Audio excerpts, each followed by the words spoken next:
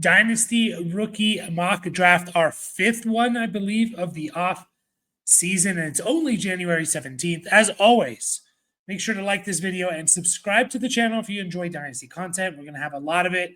Rookie profiles, mock drafts, Dynasty price checks, all that stuff. So make sure to hit that subscribe button if you are not already subscribed, and join our Discord. Link is in the description of this video. It's free. Get in there. You can ask whatever questions you have, trade questions. And also, we want to start putting together some listener leagues. So make some leagues with you guys that we can all play together, Dynasty and redraft. So get in there. Should be a lot of fun. And we're on to our fifth rookie mock draft. And it's fun doing these because, man, this rookie draft could really go a lot of different directions. I feel like from pick 2 to like pick 7, there's like 7, 8, 9 guys that can go in that range. And there's really no consensus at who is number 2. So we're just going to jump right into it. We are using landing spots. So there's a mock draft. I left the link in the description of the video as well. Also, I have them on the graphic of where they landed in this mock draft. So we're kind of living in this world and assume, like, let's just say this is how the draft was going. So let's just jump right into it here. And we're going to start off with really, and by the way, this is a 12-team start 10, 1-point tight end premium. So PPR, 1-point tight end premium. So tight ends get 2 points per reception. Dynasty Superflex rookie mock draft. We haven't done a tight end premium one now yet, so I'm kind of excited to kind of see how this goes. But really, the only consensus pick here is at the 101 is Ashton Jeanty. Everyone you talk to, content creators or non-content creators, they have Ashton Jeanty 101 no matter what the format is. If it's 1 quarterback, super flex, 2 quarterback, tight end premium, whatever. Jeanty seems to be the consensus number 1, and he keeps getting mocked to the Cowboys at 12. I think a lot of people think it's going to be hard that the Cowboys pass up on him unless they do something and get Shedeur Sanders, but we'll talk about that when that happens. But a lot of people think Ashton Jeanty is going to be the number 1 pick, and he's going to go to the Cowboys. That's as far as he's going to drop. I am curious, and I'd like to hear what you guys think, so leave a comment here. What would it take for you to not take Ashton Jeanty number 1? Would he have to fall to the second round? Would a team have to like trade up into the top 10 and grab one of these receivers? Like, let's just say, like, I don't know, one of these teams make a crazy move, wide receiver needy team with a good quarterback, make a crazy move, and they jump all the way up and they take one of these receivers.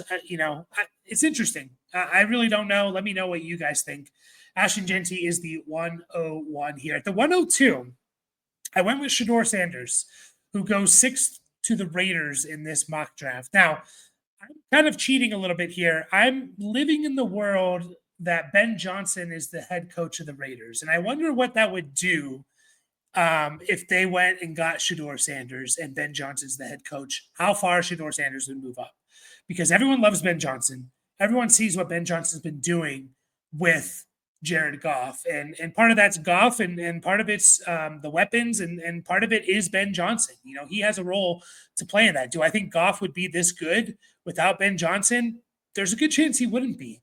And so if he goes to the Raiders' new look with Tom Brady is having a lot of say and all this stuff, and they get Shedeur Sanders and they have Ben Johnson, I wonder if that pushes him up more.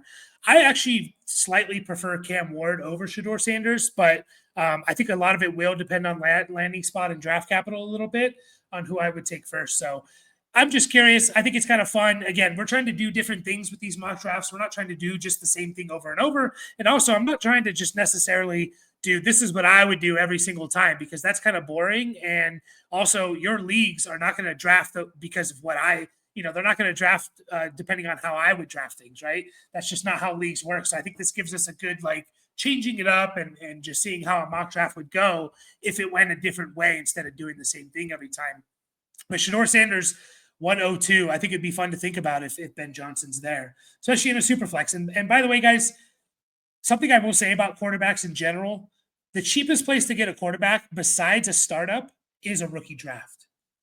Even if it's an average to above average quarterback, even if it's QB 15, QB 17, in a super flex league, it's dynasty startups and then it's rookie drafts. A lot of you have already done your startups.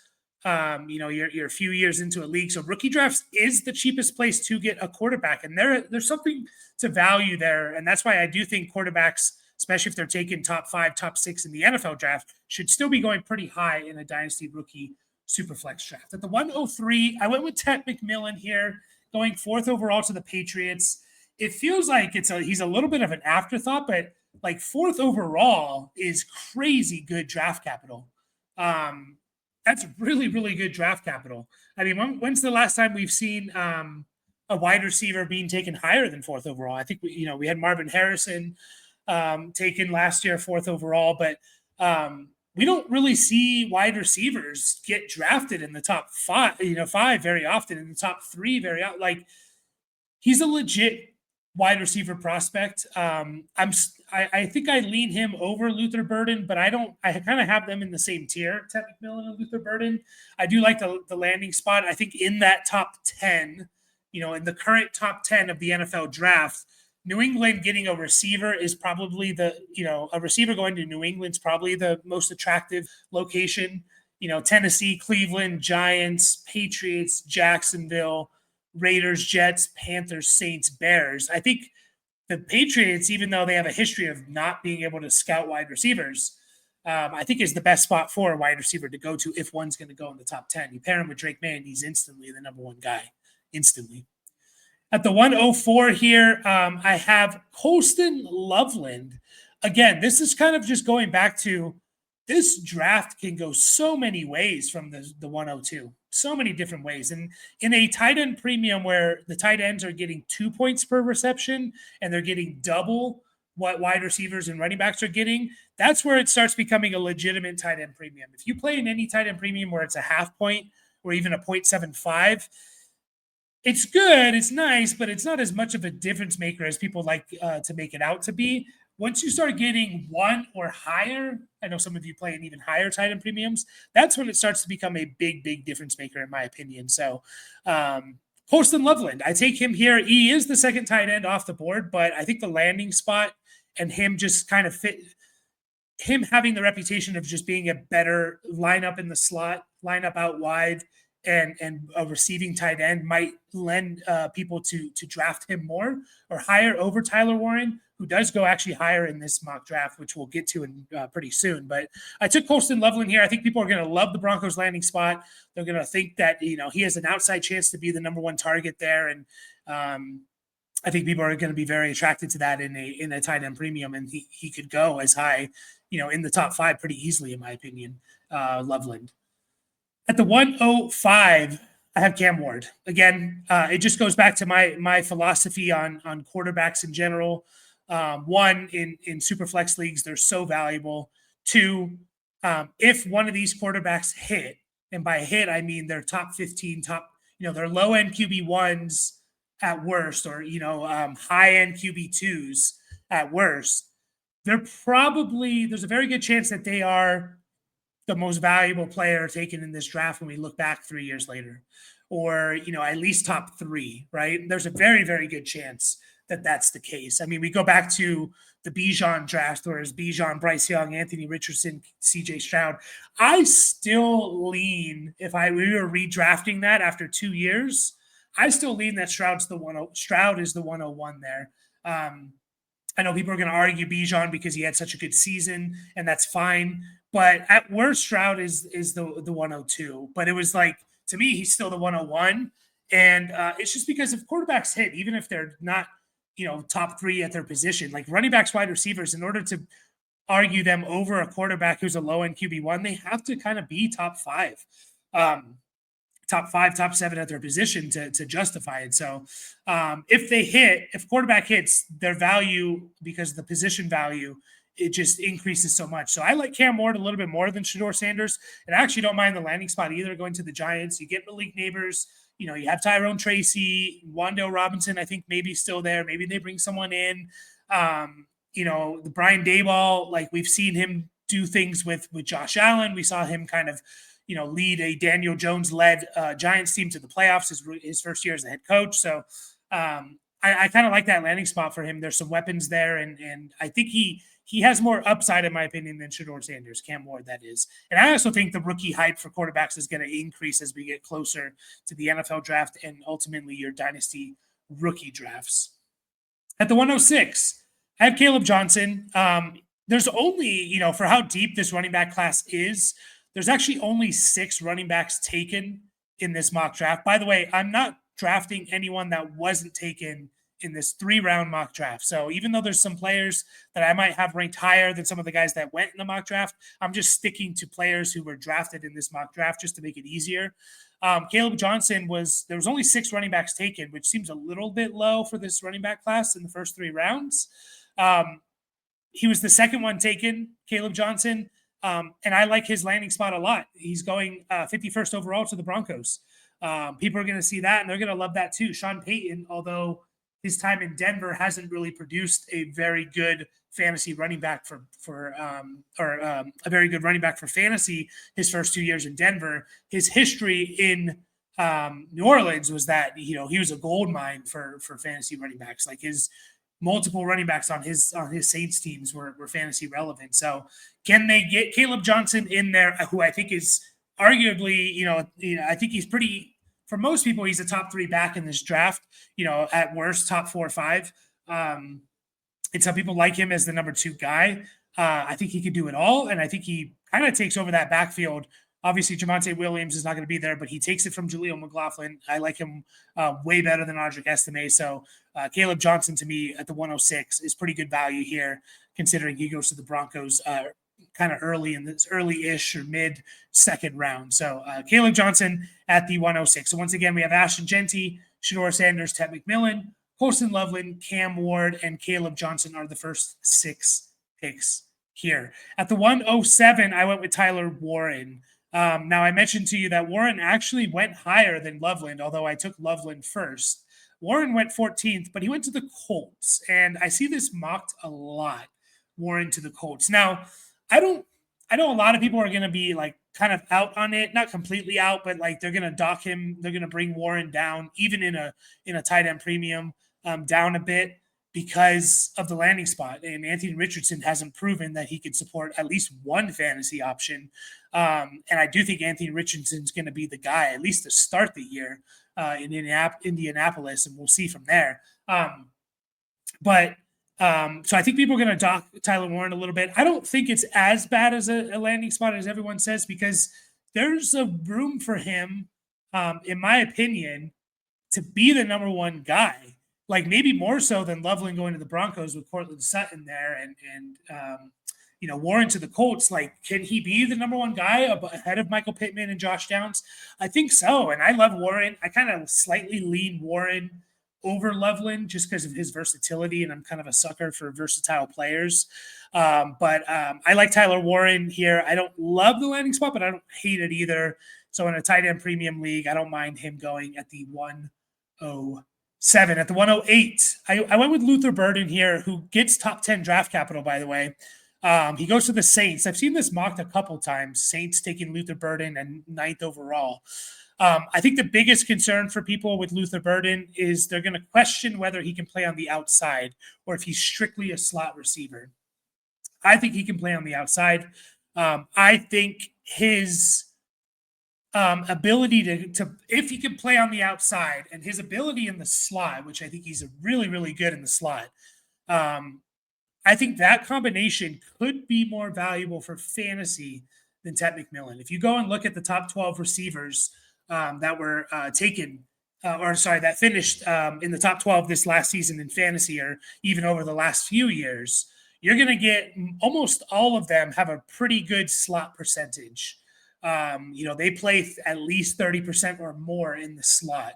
I think Mike Evans is a big, I don't think he finished top 10 this year or top 12 this year, but I think Mike Evans is kind of like, he's like the one guy that kind of defies that a little bit. And there's always going to be guys who do defy that. But generally you need your receiver to move to the slot. I mean, look at Drake London. He kind of played only on the he played mostly on the outside up until this last year. And I think he played like 40-50% in the slot this year. I could be off a little bit there, but his slot percentage went up quite a bit. And I don't think there's I think there's a good correlation between that and having his most successful fantasy season, and of course having a better quarterback. But so, anyways, about Luther Burden, I think if he could play on the outside, which I think he can, and he can play in the slot, that's a little bit more friendly for fantasy production than just an outside guy. So a lot of people have Luther Burden as their number one guy. I have him kind of in the same tier as Ted McMillan, and you're getting Luther Burden, um, you know, um, 5 picks later, right? He's the 108 versus the 103 for Ted McMillan. So don't love the landing spot, and I think that's why he's going to get knocked down a little bit, is because of the Saints landing spot. And Olave he's been like a low end wide receiver too when healthy with the Saints, but he hasn't been maybe that difference maker. So I still believe in the talent with Luther Burden, and hopefully they can figure out that quarterback situation. At the 109, I have TreVeyon Henderson going to the Raiders, 68th overall. So very early in the second round. Very early in the third round. And TreVeyon Henderson's an interesting one. There's a lot of people out there that have TreVeyon Henderson, like it's Jeanty number one, and then like Omarion Hampton, Caleb Johnson, TreVeyon Henderson are all kind of in this big tier together. And a lot of people like TreVeyon Henderson. I also like TreVeyon Henderson. I like him more than Quinshon Judkins. He gets really good draft. He gets a good landing spot here with the Raiders. And again, if we're playing in this world where Ben Johnson's the offensive coordinator, I think that's going to push TreVeyon Henderson. That's just going to push Raiders players who they draft, skill position players, up in this draft board. And there's actually 3 in this draft. So, there's a wide receiver they took in the second round as well. So I think it's going to push people up. People are going to make the connection to like, look at what the running backs did in Detroit, and TreVeyon Henderson is kind of the only guy now in Las Vegas and all of that. So I think he's worthy of a first round pick, TreVeyon Henderson, if he gets the right landing spot. There's I did another mock draft where he went late third round, I believe, to the Colts. And I hated that. And I just think like you're going to be behind Jonathan Taylor for at least a year, maybe more. And I dropped him to the second round. Here, though, I'm fine with him going in the first round. Next up, I have Emeka Ibuka. I've heard people say it as well. Going to the Steelers, 21st overall, so he gets first-round draft capital. He's another one where, is he just a slot guy? Can he play on the outside too? I think he can play both. As well. I think he is better in the slot, and I think he's really good in the slot as well. And I could see him being very, very successful, being a 70% slot player or something like that. He goes to the Steelers, which isn't the greatest spot, but I do think he complements George Pickens quite well. So I'm not too worried about him and Pickens on the field together. It's more of the quarterback situation. Like, what are the Steelers going to do? Do they keep Russ? Do they get another free agent, which this free agent class is kind of deep? I don't know.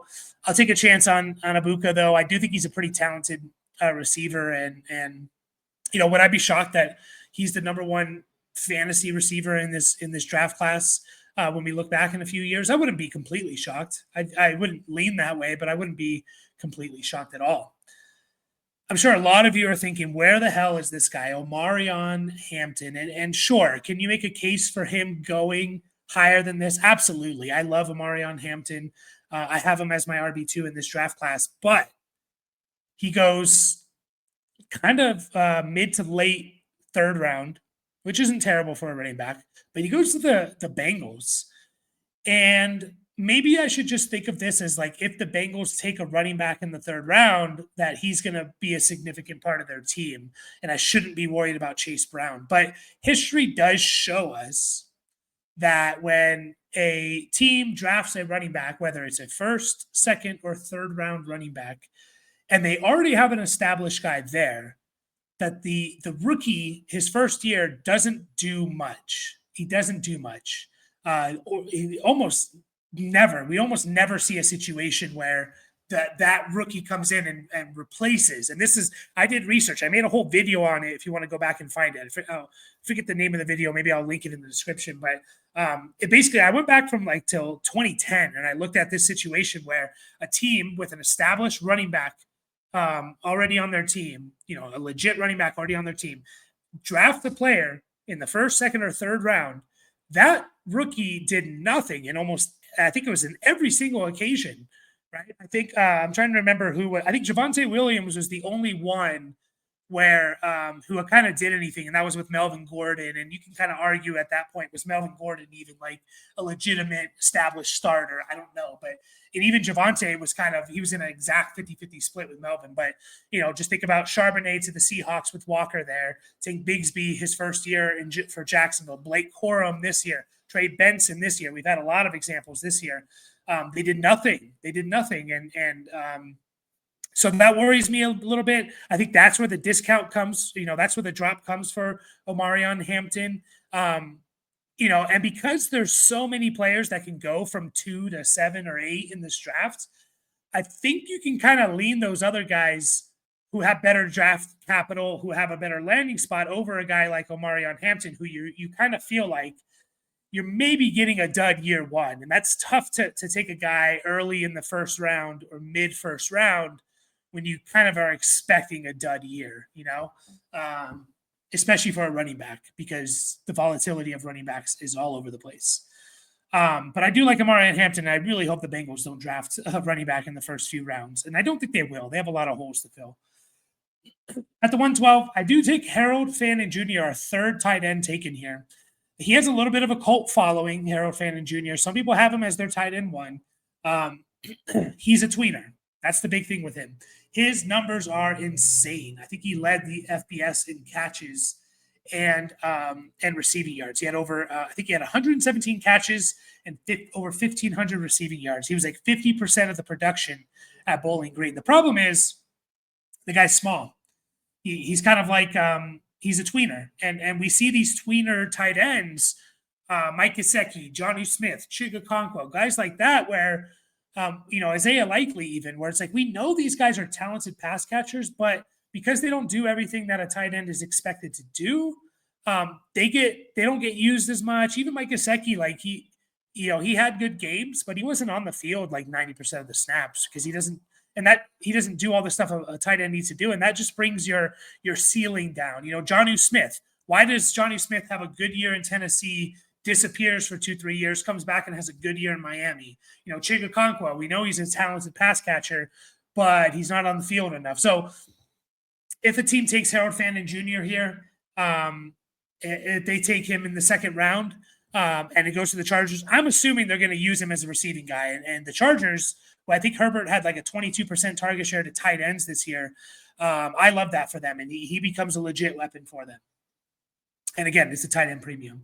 At the 201, I take a shot here on Jalen Milroe, quarterback who gets drafted first pick of the second round to the Cleveland Browns. And I've been higher on Milroe than I feel like the consensus is. And it's basically because the guy, he's the only quarterback in here who's a true Konami cheat code type of guy where he runs the ball. He ran for, I believe, 1,500 yards in his college career. I think he has arm talent. Does he have things he needs to work on? Of course, but he has arm talent. He came out of this. He's entering the draft, which, and we'll talk about this with some other guys, but with the NIL stuff and the money that you get from in college now, guys are way more incentivized to stay in college, especially if they're not a complete prospect. The only reason really I think they're coming out is because they're being told by scouts, by whomever, right, by their team that, hey, there's a really good chance that you're going to go, early second round. You're going to be the first pick of the second round. Or you're a first round pick or something. No, teams are telling us you're a first round. They're not just going to enter it without knowing that type of stuff. That's my opinion, especially with NIL stuff. I mean, how much money could Jalen Milroe make at Alabama NIL money? Probably more than he's going to make year one in the NFL. Almost guaranteed to make more there. So I like Jalen Milroe because of the Konami code. He can run the ball, and you don't need to be a great passer to be fantasy relevant. So I think this is the route that some of these teams at the top should take, whether it's the Titans, the Browns, the Giants. One of those teams I think should just take the approach of, I'm just going to take the best player available, whether that's Travis Hunter or, that's one of the defensive guys coming out. And then I'm going to take a shot on Jalen Milroe, early second round. I'm going to give him a year, see what we got. If he's no good, then we go for our quarterback next year, assuming we're going to be taking, we're going to be in the top 5 again, and we're going to probably get a better quarterback prospect. That's kind of the route potentially I would take if you're not sold on Cam Ward or Shedeur Sanders. At the 202, I have Matthew Golden. This is another guy who I think a lot of people were surprised that he came out, that he entered the NFL draft. He was a junior, I believe, in this year. I like him a lot. I'm excited that he did come out because I think he's in the conversation, of being the top 5 receiver in this draft. I think I have Ted McMillan, Luther Burden, and probably Emeka Ibuka over him. And then it might be Matthew Golden up next. I think he's that good. I think he's a potential first-round pick as well. And I think he was probably told that, and that's why he came out. Again, he would probably make more money in the NFL, in NIL money, right? So I think he got good response in saying, hey, you're going to be like a late first, early second. Maybe you should enter the draft just in case something happens, in college or whatever. So I like Matthew Golden a lot. He goes to the Titans, which does affect Travis Hunter, who we will get to later on. But he goes 35th overall. Top 40 draft capital is great. And he goes to the Titans. And honestly, Calvin Ridley, a little bit older. They pair him. The Titans, they didn't take their quarterback here. So they, is it Will Levis again? I don't know. That is a little bit concerning. Do they take a free agent? I don't know. But Matthew Golden, I think, is very, very talented. Could be the best receiver kind of from day one and complement Calvin Ridley a little bit there. At the 203, I went with Mason Taylor. Would I go with this pick? I don't think so. I think Mason Taylor's a solid tight end prospect. I'd probably have him in my top 5 tight ends, after, in that tier after, Loveland and Warren and maybe Fannin.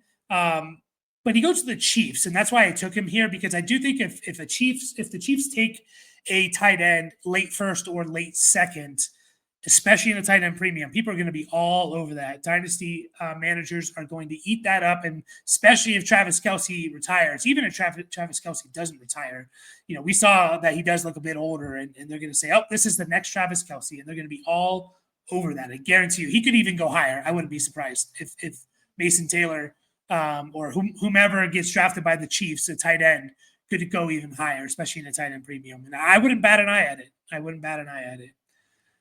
At the 204, I went with Trey Harris. I'm not the biggest Trey Harris guy. I think he's kind of an outside contested catch guy. I think he's going to be a little bit hard to rely on for fantasy. Is he talented? Is he a talented wide receiver? And is he is his skill set needed on like every NFL team? Yes. But again, we're talking fantasy here. I don't know how it's going to translate to fantasy.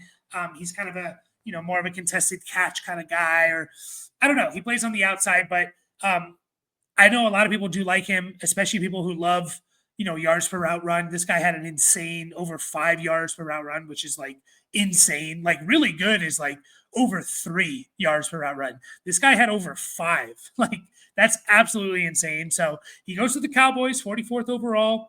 So maybe he can complement CeeDee Lamb. I actually do think that's not a bad complement to CeeDee Lamb. Move CeeDee Lamb all over the place in the slot outside. Trey Harris, you line up on the outside. So I do think there's a path for him to be fantasy relevant if he gets on the right team. Are the Cowboys the right team? Potentially. If Dak is there, you still have CeeDee. Now you have Trey Harris. That's not a bad landing spot for him. So I don't mind him going at the 204 here. At the 205, I put Cam Skattebo. So he's the 5th running back taken in this in our rookie mock draft. He's the 6th in the mock draft that I'm using for landing spots here. I kind of like Cam Skattebo. I know he's like either you love him or hate him. I'm taking him here at the 205. He goes 3rd round to the Browns. So I think right away, he's going to get work from day one, in my opinion. Like it's not a situation where he's going to be sharing, even if Jerome Ford's there, like they're going to use Skattebo quite a lot. That's just how the Browns and Stefanski operate. So, that's intriguing to me that I'm going to get a guy that potentially is going to produce from day one, at least in like a a 60-40 split, in my opinion. Cam Scatterboot can catch the ball. So I think that's something that's intriguing about him as well. He can catch the ball, and I like that. That usually gives you, it gives you a safe floor in that sense. So I think that's pretty good for him. He's a tough runner. Is he going to run well at the combine? No. If he doesn't get the draft capital, will I pass up on him? Probably. But I do think he's a little bit better than people are just giving him credit for. He's not just a mauler type of guy. And honestly, like, that stuff kind of translates a little bit. Like, sometimes speed and like busting things to the outside doesn't translate to the NFL, but like tough running between the tackles and like punishing defenders is it does translate. It does translate. So I'm interested with Cam Scatterboot.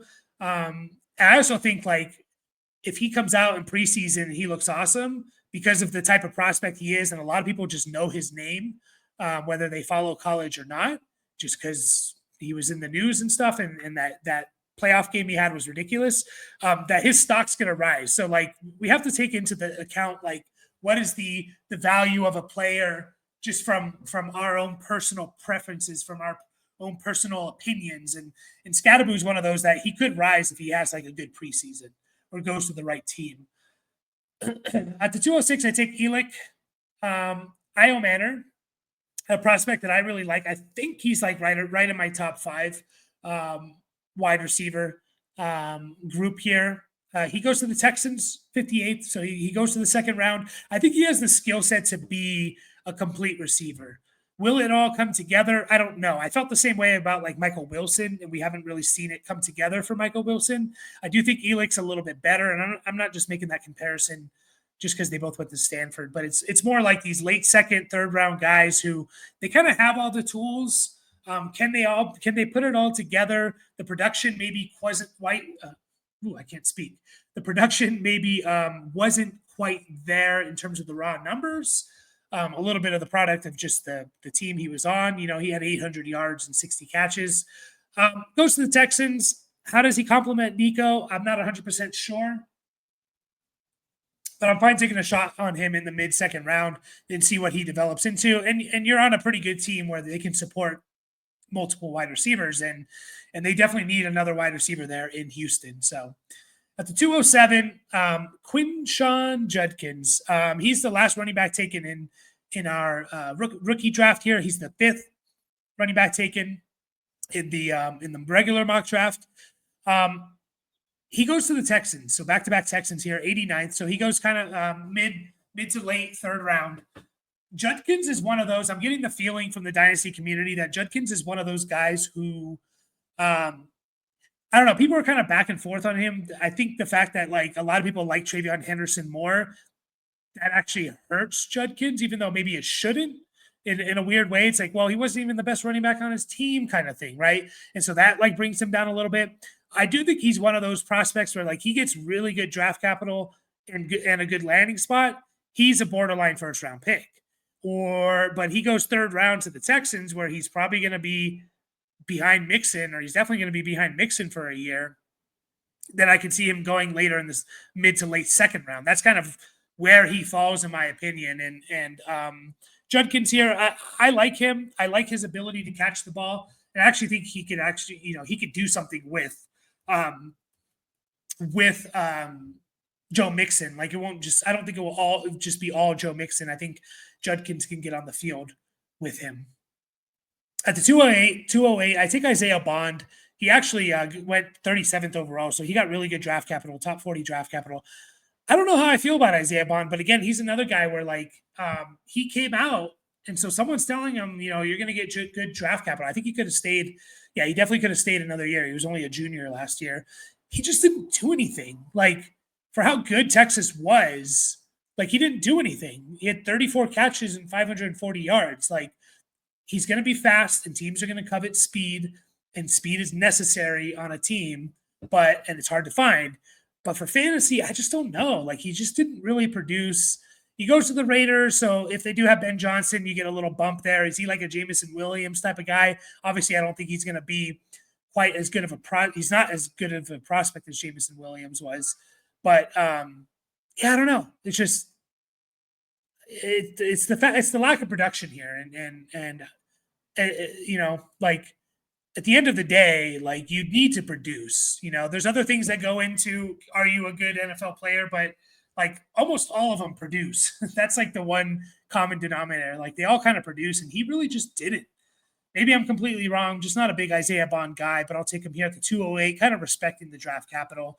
At the 209, I do go Travis Hunter. Travis Hunter's an interesting one. Again, if we don't know what he's gonna play as, which there's a good chance we don't when you're doing your rookie drafts. Um, I think this is kind of appropriate. He goes somewhere in the early to mid second round because if he does play as a wide receiver, then you just hit gold mine. If he's a full time wide receiver, he's probably the number one wide receiver in this draft class. But the problem is we just don't know, and I don't think we're gonna know. Also, in this mock draft, Titans took Travis Hunter first overall, and then they came back with their second round pick and took Matthew Golden. Is that a little bit telling about what they're going to do with Travis Hunter? Maybe. So it's just I'm fine taking the risk in the mid second round if we don't know where he's going to play, but it is a risk and it's a gamble, but it could pay off. At the 210, I went Jalen Royals, a wide receiver I really like, kind of a sneaky guy that that I think you can get in this early, mid, late second round. We'll see where he goes. Super productive. I mean, the guy had like 800 yards in 8 games or whatever. For Utah State. He goes to the Broncos, 85th overall. Kind of like that landing spot, although there's a lot of competition there, which is kind of these day 2 wide receivers plus Portland Sutton plus Colston Loveland, who they took in this draft. So, a lot of mouths to feed. You got Mims, Troy Franklin, you got Vele, you got Sutton, you got Loveland. So, not the greatest landing spot, but I do like Royals as a prospect. At the 211, I went with Jackson Dart. He seems to be getting a little bit of hype around him. He's kind of moving up boards a little bit and things like that. He goes to the Rams in this draft. I do think if you're going to take another shot on a quarterback outside of the top 3 that already went, Jackson Dart's probably the guy. He goes to the Rams. He has a little bit of a rushing ability. He ran for over 500 yards in college this last year. I think he has pretty good arm talent. Is he a little bit of a product of Ole Miss? Maybe, but going to the Rams, I don't think that's terrible. I think the Rams have been kind of trying to find the heir apparent to Matthew Stafford. Maybe you get one more year of Matthew Stafford, which is fine, and then maybe Jackson Dart can take over. And I believe in McVay and the system, and I'll kind of bump up guys who go to the right system, knowing that Kyle Shanahan turned Brock Purdy into a top 12 fantasy quarterback, and I think a lot of that is on Kyle Shanahan. And then at the 212, I went with Savion Williams, one of my favorite guys in this draft class outside of the top guys. Goes to the Chargers, 86th overall from TCU. So I wonder if people are going to be like, oh my God, another TCU wide receiver to the Chargers. No, thank you. Maybe. I like Savion Williams a lot, man. He's so fun to watch. He's a hybrid player. Get the ball in his hands. You can line him up in the backfield as quarterback. Is his route tree clean? No. Is his route running clean? Not necessarily, but he can kind of do it all, and you got to use him as a weapon. And so he kind of needs to go to the right team for me to take him higher. But I will take a shot on him because I just think he's so fun and talented. And can he develop into a full-on wide receiver? I hope so. So that's it for this draft. We do have a couple guys that didn't go. Jaden Higgins, who is an interesting player out of Iowa State. Xavier Restrepo, but he went to the Eagles, so I didn't really love that. Quinn Ewers is an interesting one. He did declare. I think a lot of people are a little bit shocked that he declared. And again, how much money could Quinn Ewers have made in NIL? So someone must be telling him he's going to get day 2 draft capital. Someone must be telling him that. And so, maybe. And then Gunnar Helm, tight end, who went to the Rams, thought about it, but didn't take him there. So appreciate you all. Again, make sure to like and subscribe to the channel and get into our Discord. And I will see you all in the next video.